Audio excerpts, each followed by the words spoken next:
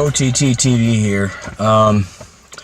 So my main channel got taken down last night. I posted up a video. Last two videos I made were silent, just with music and words because of the algorithms and stuff like that going on. Yeah, they took me down. They hit me with spamming and deceptive practices. I'm not able to fight it because it took it down. They hit me with another strike on my backup channel for the same video. I did appeal it. Under the stances that both channels are mine and I made that video. So, I mean, what they hit me with really, in a legality stance, doesn't really make much sense. But obviously, they're just stamping whatever they want and doing whatever they want. I mean, this channel's going to be down soon too, I'm sure. I still got OTT TV Scripture Reality. So, I hope you guys sub to my other channels. I'm going to keep on making messages about the Lord, about Scripture. I like making a lot of videos about Scripture that's been misunderstood by man over the last couple of years. I mean, the times that we are in are pretty desperate. I don't really know how else to say it but that. I mean, there's so many things I want to say, but obviously I can't. I have a channel on Brighton, and I have a channel on new YouTube. There's limitations in how much I can load. I know on Brighton, I think there's no limitations on what I can say, so I'm going to start looking into those. There's only a couple of videos on there. But I'm everywhere else, like Tumblr and Reddit, but those channels are just links to the main channel. So, I mean, there's 14 channels where I am, but most of them are link channels, so I'm going to have to go through and do a lot of work. If you were subscribed to my old channel, you would have seen the evolution of like cell phone videos and then using a simple video editor to actually purchase a movie maker, and that's what I do now. So you can see the evolution of the improvement over the year and a half. You know, my goals are to get even more professional looking, to get even more entertaining. I try to keep the show entertaining. I try not to do a whole lot of talk shows because it can be boring, at least I think so. But I'm thinking I'm probably going to be doing more talk shows because, let's face it, I don't want every channel I have taken down and I can't reach you guys. I had an experience with Christ during surgery over a year and a half ago. I actually sat with Jesus. I know a lot of people are going to say it's crazy and unsub, not want to listen to me no more. I get it. But we're in the end times, and Jesus has been very active the last 30 or 40 years. There's a lot of these stories that are true. There's a lot of people that are just trying to get notoriety and fame. I guess it's up to you to pray when you hear these people's messages and go from there. I wish that if you did listen to my testimony, pray on it, because for me it's very real. My doctors assured me that the medicine I was on shut down the dream part of my brain, and I woke up still blind from the medicine, screaming out loud that I saw him. The whole floor could hear me. I sat on the left side of him, and all the light poured off of him. There were no shadows, and everything was below us. And I'm going to tell you, he was sitting in his throne, and I know if you read the Bible, it's where he sits before he comes back. So it's something to really think about, and it's where we are right now. I think my personal opinion is he's making witnesses, and I may be one of them. That's why I saw him. And I figured the best thing I could do is tell everybody my experience, because if that happened to me and I kept it to myself, that would be a sin, and I could be punished for not telling my story. He didn't let me see him for me, it was for you, so I could tell you he's real. Okay, so there's that. You know, a lot of people think I'm crazy now. It is what it is, you know. They hated Jesus, so now they're going to hate me. Am I perfect? No. My backup channel, which is now my main channel, I had a lot of music on there that you wouldn't see on a Scripture channel, because my hope was that people would subscribe to OTT TV Reality, and then maybe they would catch some of the Jesus stuff I have on there, and then maybe they would sub to my Scripture channel, OTT TV Scripture Reality. And the main channel was a mixture of all three, and it was difficult because when I would put something up about Christ, I would lose subs.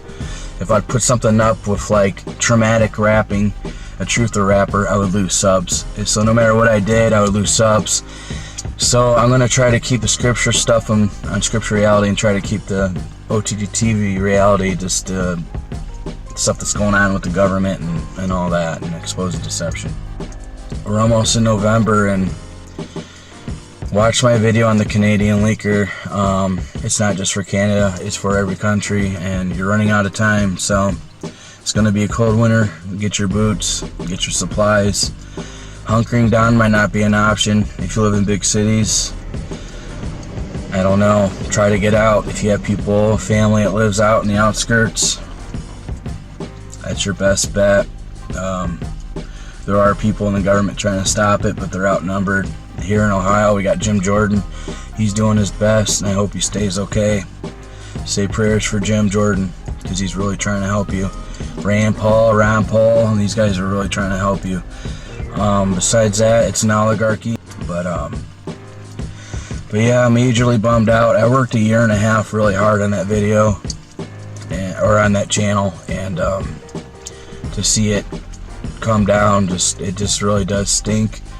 I wish that when they took it down, they could have gave me a better reason than saying that it was deceivable practices, because like I said, I didn't steal that video from anywhere. I made it. I actually spent all day making it. So there's a lot of other things that are going on. Like, I started this channel exposing deception because I woke up to the reality of what was going on. Most of the churches have been contaminated by Lucifer. Most religions outside of the Father are Lucifer's. He's totally contaminated this world, rearranged it. Things aren't what they seem. Your music and your TV is nothing but MK Ultra, mind wash. Put your brain in a whole nother paradigm, you know. I could go on. I mean, your language has been turned upside down on you. I don't know, I got some examples, I guess. The word gay means happy and smart, if you look up in the old dictionary. Rainbow is a promise from God that he'll never flood the planet again. The word nice means to be oblivious and accepting of other people's flaws or sins. The word career, when you translate it over to Latin, I believe it's Latin or maybe it's Hebrew, it means enslaved. You're enslaved by your language. When you talk, you don't realize what you're saying. They got you washing your hands over and over again, doing things that you don't really need to do. Jesus said that it's not what goes in your mouth that makes you dirty, it's what comes out of your mouth that makes you dirty. You watch TV all day long, they turn Jesus into a cuss word.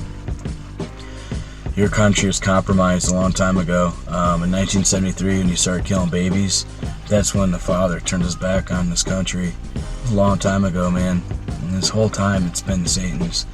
And he's done a number on this country, and he's used this country as a platform, and he's built his one world army, and they have 700 bases worldwide. So you be prepared to see what's coming next. Combination of destination setup. 3.5 years later, it looks like Jesus comes back for the rapture. So you got 3.5 years of suffer, and 3.5 years of non-suffer, and then he comes back and shuts down their new world order because they achieve it a second time. You know, these people are famous or nothing but avatars. That's why Kanye ruined his concert and said it's going to happen to you again. He was referring to the one world order. He was referring to one world government, just like it used to be long ago. Babylon. The Nephilim might be coming back. I mean, there's some I miss. Her name is Isis. Her name is Esther, Easter. You go to school learning that all these different cultures have different gods, but their all names all translate the same deities because they're fallen angels that were worshipped before the flood. Well, her tomb's been open, I'd say 2017, 2015, somewhere in there, and there's black goo everywhere, and her slab weighs a couple tons. So I don't know how that got moved. You can't fit equipment in there to move it, so that's weird. Supposedly back 5-10 years ago, they found Nimrod's body, and he was a giant. So who knows what they did with that? I think that was 2003 actually, and I think about it. Jesus said it would be as the days of Noah when he returns. So We know there's genetic manipulation going on then, and we have that now, just like what they're about to roll out on you, and you have to accept it. You have to take the medicine they give you, and you have to sign over your property, and you can be a member in this new world order. If you don't sign over your property, it's interment camp. Who knows when you're getting out of there? I think it's just going to be a harvest point for bodies. There's a lot of stuff going on, a lot of misinformation. Be careful where you get your information from. And I'm not saying only come to me. I'm not saying that at all. I'm not. There's all kinds of other places to have information too. I'm not going to sit here and judge people like that. So use your own judgment. Pray on it. Sometimes praying on it helps. One thing I do want to say is that Jesus warned us that when this all starts to happen, that people's hearts will fail them. What he means by that is they will do harm to themselves or the people around them. They will cause mischief that normally they wouldn't have. If you start getting over stressed out about what's going on in the world, you need to really pray to Jesus. He'll take it from you. In that aspect, and you need to stay strong, because Jesus is your only tool against this, and they're trying to take away your tool. In California last year, they tried to make the King James Bible illegal. They're trying to say that the Bible is of bigotry and closed-mindedness. The country collapses, the human rights kicks in, the UN human rights, and in there it states that a Christian parent is an unfit parent because they believe in fairy tales. So that's something to think about. I think when all this goes down, they're going to be burning the book. So read, because you may be the only Bible after they burn them all. OTT TV out.